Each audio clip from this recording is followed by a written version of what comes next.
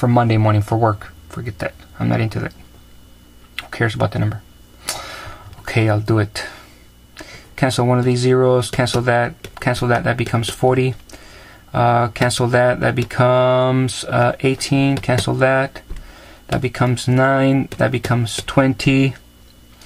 So that becomes 9 times 21. 18 all over 20. Told you. That's why they pay me. But that's not that interesting. What's more interesting is, well, if we could cut it up into 20 little rectangles. We already did a couple of these exercises. We cut it up into 6, no problem. We cut it up into 20, no problem. Here's the brilliant idea. This is where the Greeks stopped. Why don't we cut it up into not 20 pieces, but a template, P pieces. We'll do a generic P pieces. If we can make a template with P pieces, then we can just plug in whatever value we want for P. And which value do you think we're going to want for P? If we want infinite many of these, we're going to plug in P's 1,000. Then we're going to plug in P's 1,000,000. Then we're going to plug in P's 1,000,000,000. Then we're going to take limit as P goes to infinity. I told you, the idea of limits still saves the day today. It has for so many times. When we define derivatives, how do we define them? Using limits. And look at all the stuff we did with derivatives. And all that comes from the definition of limits. I told you. It should always be on your mind, the limits idea.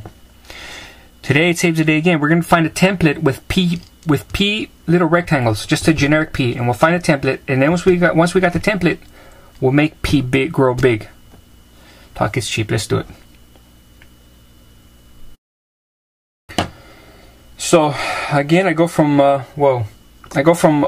0 to 6, and I cut it up into P pieces. Okay. I cut up into P pieces, and I do it fearlessly. I take my first one, and I'm going to call the first one A1. And then I'm going to try to figure out what is the width times the height for A1. A1 would be, the width would be total number of, the total length of the interval, which is 6, divided by the total number of little rectangles, which is P. That's the width. The height would be found by doing f of 6 over P. Oh, that was too easy. How about the second one? Well, the second one has the same width, but what about this? Well, it will be 6 over P plus another 6 over P. It will be 6 over P times 2. That would get me to the next P, this is 6 over P, this is another 6 over P. So to get to that point, that one is 6 over P done twice. That's why, and then the next one would be done three times. So the kth one is equal to 6 over P times f of 6 over P times K. Oh, it's all over. Once I've got the pattern here, f of 6 over P times K times 6 over P. This is the width times the height. Oh, now I can do everything I want. Clone, clone, clone, clone, clone. How many of these do you think we'll need? We're gonna need like 3 of these blank ones. All right, let's do it. We gotta remember this. 6 over P. If we take it, I'm gonna start over here. See if I can do it all in one board.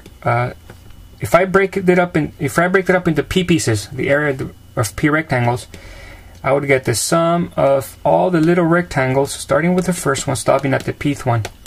And my formula for each one would be the width, which would be 6 over P, times the height, which would be f of 6 over P times K, depending on which K you're at.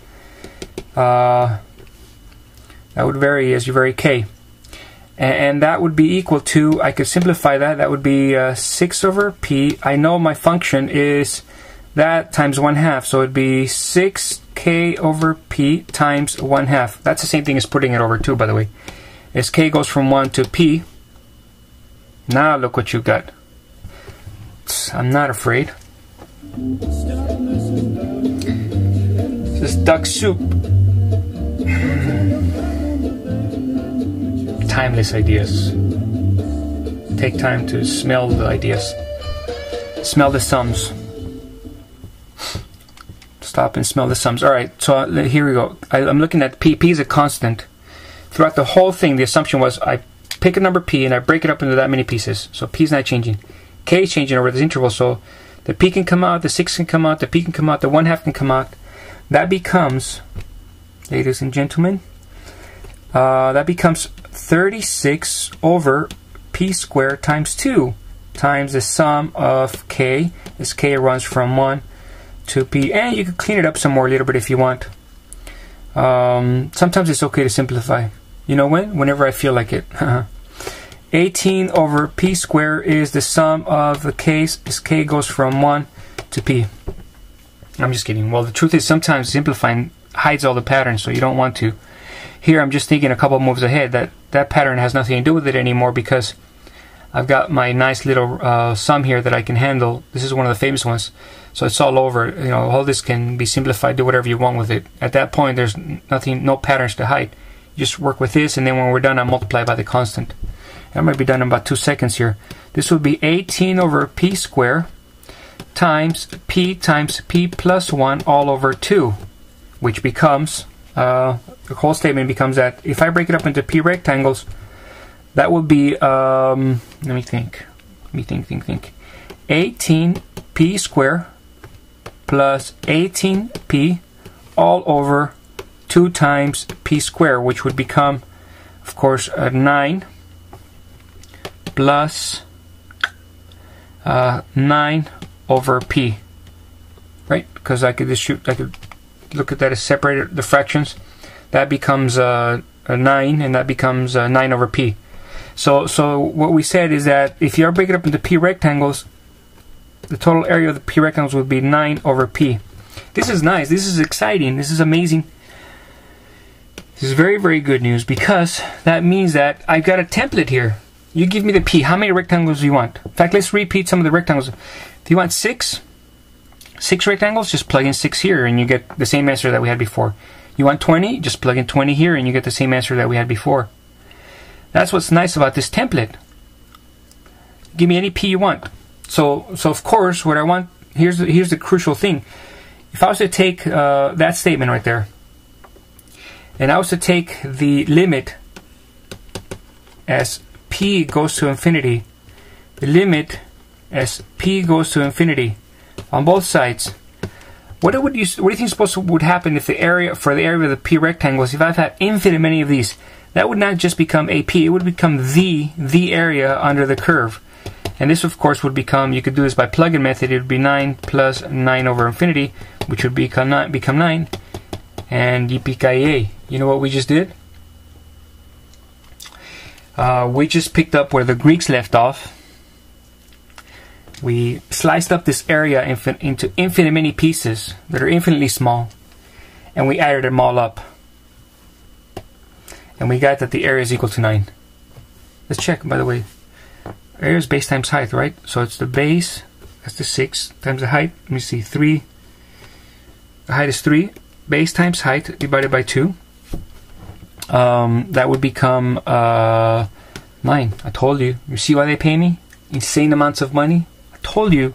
Didn't I tell you? Oh my goodness. But okay, that's kind of exciting because it gives you the recipe, the ideas that you can use.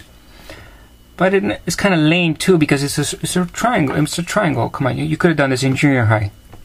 You know what's really, really exciting is if we could play the same game on a curvy curve. Oh yeah, this is the area for gods. If I wanted to go, say, from 6 to whatever, this time I'm going to go from 6 to 1, just for fun. If I want to find this area is not a nice little triangle or anything like that. This is not junior high areas. No, no, no, no. This is areas for the gods. This is area for grown-ups. Areas for post-17th century humans. Okay, nobody before the 17th century had an elegant way to do this. They might have done it sometimes when they got lucky, but nobody had this problem down till the 17th century. The jewel of the 17th century, Newton, Isaac Newton, and Leibniz told the world exactly how to do it. And today I'm not going to tell you how they did it. No, no, no.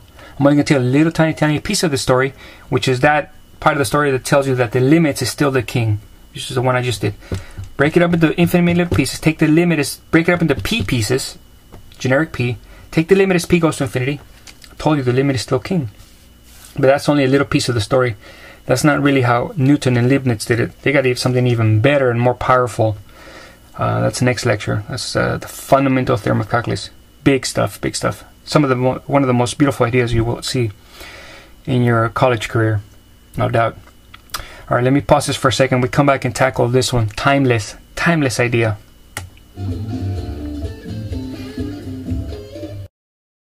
Guys ready? You got your game face on? Our first curve, we curve in the area of the curve by breaking it up into infinitely many pieces that are infinitely small and adding them all up. Take that. It's nice, huh? It's exciting. Let's do it. I'm going to need a little bit of room here, so let's get to work here. So first thing I'm going to do is I'm going to break it up into P pieces. I'm going to get a template going already. I'm not going to mess around like I did last time. Last time I broke it up into 6 pieces, then 20. That was just to show you examples. What you really want is a template for P pieces. So break it up into P pieces so I can find the area for my P rectangles. The P rectangles. Alright, so here we go. So I break it up into a bunch of little rectangles. I'm just estimating. They go something like this. And I'm mostly concerned with the first one, A1. A1 would have the area width times height. Let's try to think about that long and hard until we get it. The width. Well, I would take the entire width here. That would be 6 minus 1. 6 minus 1. That's the width is 5 for the interval.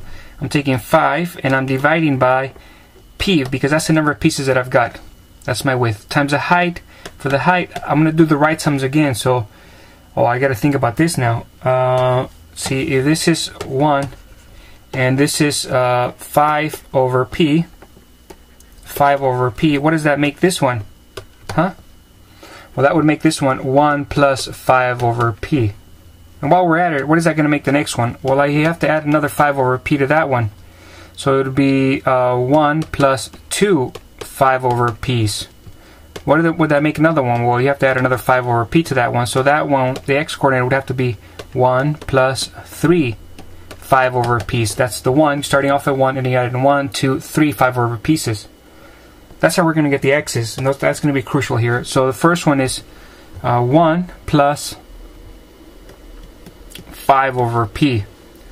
And the next one, A2, would be the width, 5 over P, times F of 1 plus 2 5 over pieces. And of course the kth one, which is the one really I want, is 5 over P times F of 1 plus K 5 over P pieces. That's absolutely crucial. That's my generic one. That's the one I can use my fancy notation with the sigmas and get to work and everything will be super clean. It's nice, huh? So let's do it. Let's do it. Let's clone this page because I'm gonna need a lot more room. Let's get to it. So if I break it up into, I'll start right here. If I break it up into P pieces, that would be the sum of all my AKs, starting with the first little area, stopping at the P. That would be summation of 5 over P. That's the width for my kth one times the height, which would be 1 plus K 5 over P pieces.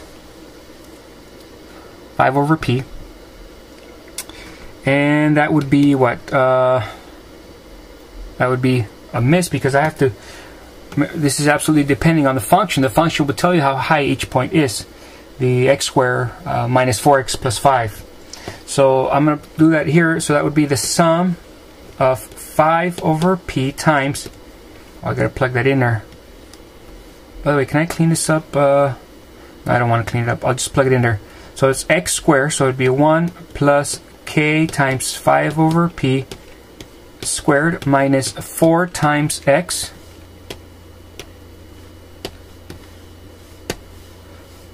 Uh, 1 plus K times 5 over P plus 5. And just as a little check, it was x squared minus 4 times x plus 5. That's how you plug things in the F.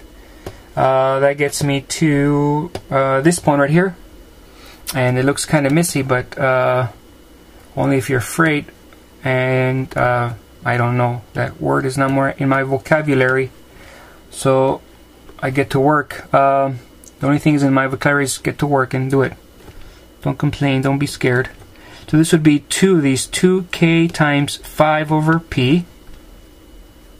I'm foiling this, plus k squared times 25 over p squared. I keep foiling that. That's just the first piece, minus 4 minus 20 times k over p. That I'm distributing is minus 4 and minus 20, and then plus 5.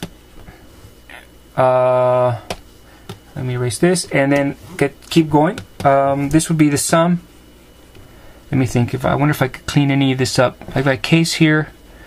I've got k's there. I got 4's there. I got a 1's there. I got a bunch of stuff I could clean up, right? So let me do that. 5 over p times cleanup duty. Let me think. I'm gonna do the k squares. The k squares are gonna stay. So that's 25 over p square times k square. Check on that one. Check. That's that one. And then, let me see, I'm going to get all the k's together. I'll get all the numbers together. 1, take away 4, plus 5. That's the same thing as 6 minus 4, which would give you 2. And check that, check that, check that. And now I'm going to deal with the k's. How many k's do I have? I've got 10k over piece minus 20k over piece k's.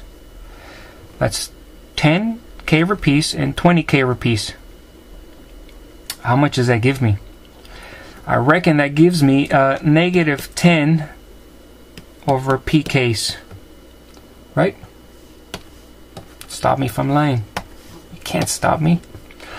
And then I keep on cleaning this up. So this would be the sum of, let me think, this would be 125 all over p to the third k square plus, I'm going to shuffle the order here just to be more traditional, degree 2, degree 1, 0, or degree 1 constant. So this would be minus 50 over p square.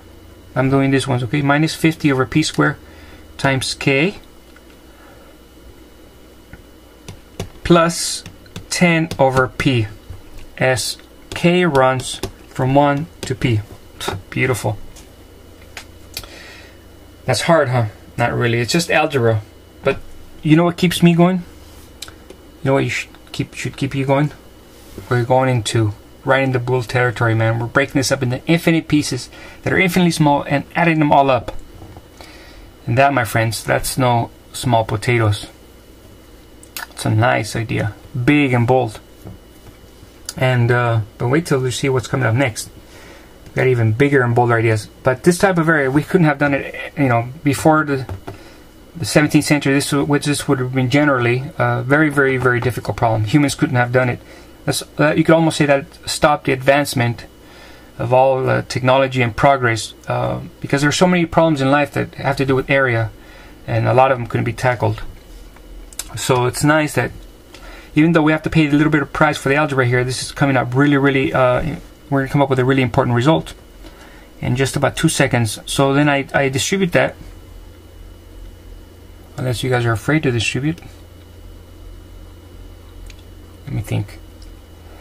That would become 125 over p to the third times the summation of all the k squares as k goes from 1 to p, plus negative 50 over p squared times the summation of all the k's as k goes from 1 to p, plus the summation of all the 10 over p's as k runs from 1 to p. And each one of this is really, really easy to figure out because that's what we had a couple sections to review. This one, for example, would be 125 over p to the third times p times 2p plus 1 times p plus 1 all over 6. That's the famous formula. Minus 50 over p times p plus 1 all over 2. This is just a constant, so it's just 10 over p times p. And that, my friends, we just have to clean it up and we'll be good to go. To the next page so we can start the cleanup process here. So this would be equal to I'm gonna say it's 125 over 6 p to the third, and the stuff inside here would be 2p squared. That's 2p squared, but I'm gonna add another p because that's p to the third, plus this would be 3p if you FOIL it in here, 3p's, but of course I got another p here, so it's 3p squared. And then the last one would be 1, which would just be p. And then I go on to the next one. This would be 25 Now I'm cleaning up to 2 in the 50. It goes in there 25 times. That's 25 times p squared plus p, plus of course 10. And I continue with the cleanup process. This becomes 125. The 2 cancels over 3, plus 125 over 2p, plus 125 over 6p squared, minus, here we've got let me think what we've got here. By the way, did I copy that right?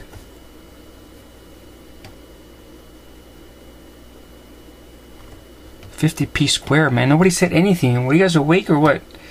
There was a p square here. 50p squared, right? And so 50p squared, p squared. So this becomes a 25. That's just 25 plus 20. Actually, minus 25 over p plus 10, right? It's getting there. It's getting there. And so that becomes 125. That does not go into 3, so you got 125 minus 15, 125 over 3. I put these two together, minus 15, plus 125 over 2p, plus 125 over 6p squared, plus negative 25 all over p. And that's what we get, my friends. If we find a generic template. If I take this area and break it up into p little rectangles, this is exactly what I'll get. But of course, I don't want to be happy with it. I'm going to take p to be huge, huge, huge. And again, today, as many times before, the limit is what saves the day. I'm going to take the limit. Limit is still the king, man. Take p, it goes to infinity. Take the limit as p goes to infinity, and the limit is still the king, because by doing these, by me taking the limit as p goes to infinity, I'm taking an infinite many of these little rectangles, infinite many of them, many, and finding the area and reducing the error, not to approximate 0, but reducing the error to exactly 0. There will be no error. That's what's beautiful about it. And of course, you could do this by the plug-in method. This goes to, if you plug in infinity, this goes to 0, that goes to 0. And the grand total, the answer is 125 over 3 minus 15. There you go. Area, not for humans before the 17th century. The limit saves the day. I told you. That's why they pay me.